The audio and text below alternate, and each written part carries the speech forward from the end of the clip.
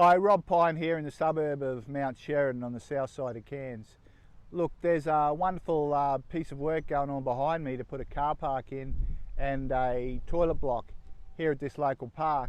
And that's, I've got to say, I'm not going to do the politician thing where I take credit for it. The fact is I've had little to do with it.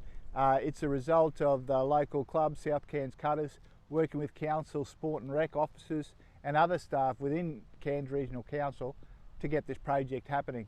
So it's really great to see, and goodness knows we need to see something happening on the south side. I wish your elected staff were as committed to the south side as council officers are, because it's very disappointing when you see things like the Edmonton pool not progressed. I know council officers in Gordonvale and the south side do a great job maintaining the area and that, but even they need more resources because this is the growing part of town. I don't know how many people, would it be 40,000 people south of Warree, and yet we miss out on our share of resources all the time.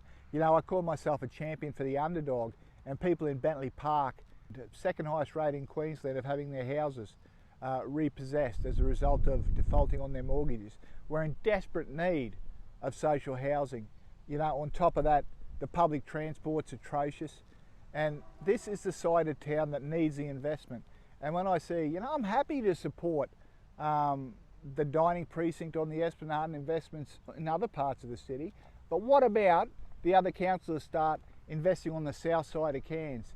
It's reaching a stage now where I've got to speak out, because it's just plain wrong to see the focus on the other side of town when we don't get funding for the Edmonton pool, we don't get funding for the projects we need and are desperately missing out on. So look, I think it's high time that the people of the south side stood up, shook their hands and said to the council, look, we demand better. If you're not going to provide it, let's have a fresh election.